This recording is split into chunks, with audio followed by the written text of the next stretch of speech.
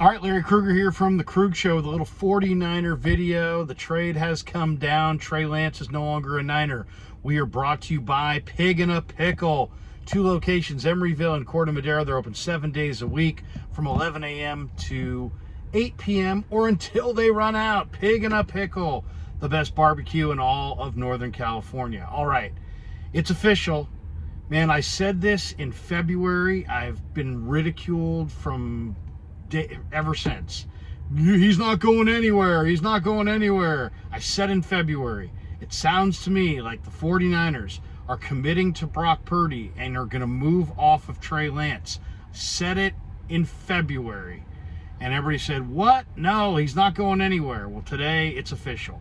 The 49ers have sent Trey Lance, surprisingly, to the Dallas Cowboys to be Dak Prescott's backup in Dallas. You know, Cooper Rush was their backup. The 49ers get a 4th-round draft choice in return for Trey Lance, and the Trey Lance era officially comes to an end here in San Francisco. In a lot of ways, it's sad because I think, you know, that you've got a young, improving quarterback who you just couldn't, you know, find time for because of Brock Purdy and because of their Niners' desire to win in the present. They didn't feel like he could fit. You know, Joe Banner said it best about Kyle Shanahan. When he cools on you, it's a really hard thing to get him back on your side. For whatever reason, he had cooled on Trey Lance. He no longer believed in Trey Lance, and so Trey had to go.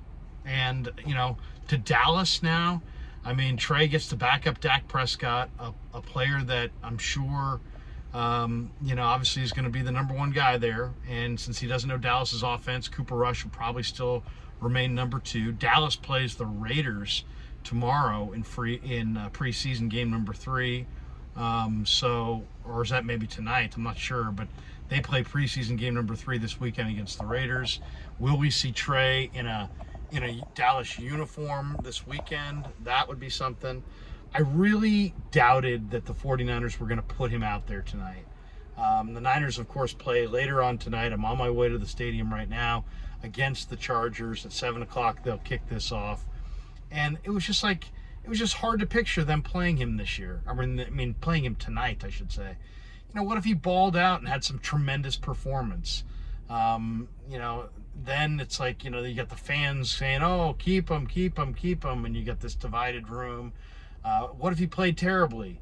Then maybe you don't get the 4th-round pick that Dallas gave you. What if he gets hurt? Then you're stuck with a player that you've openly tried to shop, and you're stuck with him on the roster, and you're forced to cut Brandon Allen or go with 4 quarterbacks. So, I mean, the 49ers are all in on Brock Purdy. And I said it in February, they're going to commit to Brock Purdy. They did a big evaluation of the end of the year, at the end of the year, like all football teams do. And their evaluation was that Brock Purdy was the real deal. And that's why Kyle Shanahan called him the real deal. Because they did a deep dive. They looked at all the film. They watched all the film. They talked to their players. They talked to their assistant coaches. They had meetings. Every NFL team does a full autopsy on their previous season. The Niners did theirs, and their autopsy revealed that Brock Purdy was not lucky. He wasn't fortunate.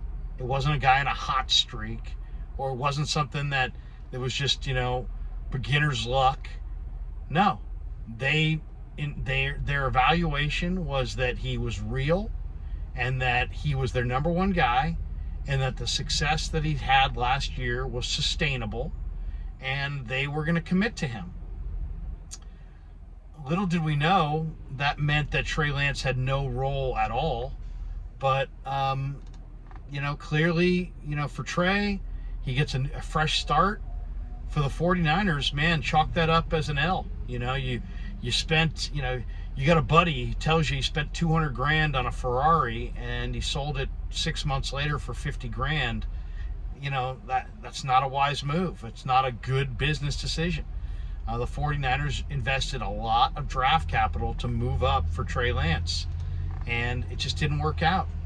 I did a deep dive looking at every quarterback drafted in the first round since 2000. We're talking almost a quarter century of first-round quarterbacks. Only 6 of them have gone on to win the Super Bowl. And there's only about, of those 70 quarterbacks, only like 12 or 15 roughly made the Pro Bowl. So what does that tell you? It tells you there's a lot of risk involved with drafting a quarterback in the first round. And at the end of the day, trying to project a quarterback from college into the pros is guesswork and nothing more.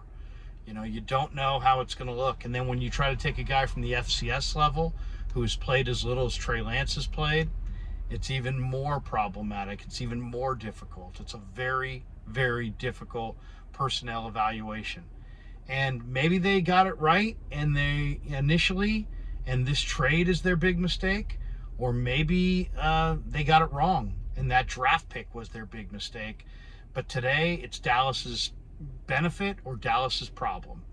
And the 49ers will move down the road. Brock Purdy will be their unquestioned number 1. Sam Darnold will be their unquestioned number 2. Brandon Allen will be their unquestioned number 3. For the 49ers, what do they get out of this? They get clarity within their quarterback room. There's a clear delineation of who's 1, who's 2, who's 3.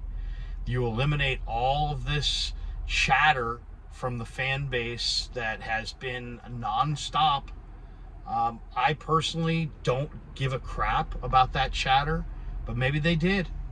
Maybe they didn't like all the chatter and how ugly it had turned in the last 4 or 5 months. It's very possible. To me, I would have tried to keep Trey Lance on my roster and develop him.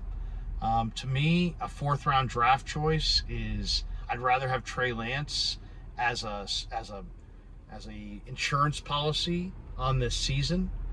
But obviously, Kyle Shanahan does not agree. For whatever reason, they had soured on Trey Lance. They feel that Brandon Allen gives them a better chance to win as a 3rd string guy. They wanted to eliminate the distraction. They wanted to eliminate the dialogue.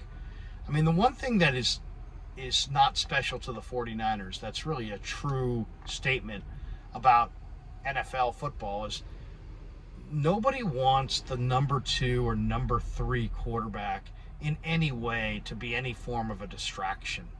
So you could definitely argue that because of how this draft choice and the reaction to it has divided the fan base, that it had become a significant distraction for the 49ers. To me, I didn't think that would take precedent over the situation, but obviously it did. Obviously it had a huge impact. So now the Niners get down the road with their 3 quarterbacks, puts a lot more pressure on Brock Purdy to be the guy. I don't think that's a real problem because I think he is the guy. And I think everybody from Kyle Shanahan to every player on that roster also believes he's the guy. He's their best chance to win right now, but they've got all their eggs now in the Brock Purdy basket. If it doesn't work out, they're going to Sam Darnold. If that doesn't work out, they're going to Brandon Allen. Trey goes to Dallas, where he'll sit behind Dak Prescott and probably Cooper Rush to start, but he gets a fresh start. I'm happy for Trey that, he gets a new lease on life in a new spot with new sets of eyes and an organization that believes in him. And I'm happy for the 49ers that they're moving on from Trey Lance. The price tag, I think, is, about what I expected, but man, that's too low. I thought it would be a mid-round pick and a player. A 4th round draft choice for a potential starting NFL quarterback is not a very good return. But for the Niners, I don't think it's about the price tag. I think it's about the focus on 2023 has to be on Brock Purdy and moving forward with Brock Purdy. And as long as Trey was here in any capacity, that was going to be impossible. It was an absolute impossibility. The fan base was too divided. There were too many people. This will dial up the heat on Kyle Shanahan and John Lynch. The people that don't like those guys will dislike them even more.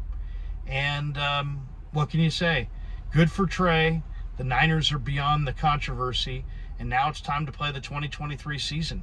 And, you know, the old saying is if you don't have, if you have two quarterbacks, you don't have any. Well, the Niners had three quarterbacks, and obviously they felt like it was too many. And now they're going forward with Brock Purdy. And as long as Brock can continue to play the kind of football that we saw in 2022 going forward, I think the 49ers will be fine. And as far as Trey Lance, if you're asking me what I think is going to happen to him, I think Trey Lance is going to find himself. I don't think it's going to be this year. I don't think it's going to be next year. But I would say within 2 or 3 years, he's going to bubble up as a very good NFL quarterback. I sincerely believe that. If I'm wrong, I'm wrong, but I really think eventually he'll figure it out and become a good quarterback. To me, they drafted the most raw quarterback we've seen in the first round in decades, and then they did it inside their Super Bowl window, and then Brock Purdy showed up. I think they would have shown patience if it wasn't for Brock, but now with the presence of Brock, they have what they want. They have the quarterback on the rookie deal, and now they want to go commit to Brock.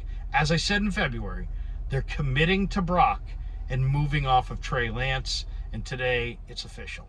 All right, thanks to Pig and a Pickle for being the title sponsor of the Krug Show. Check us out after the game tonight. We'll have more to say about this after Niners and Chargers wrap up the preseason. And thanks to all you guys for supporting the Krug Show on YouTube.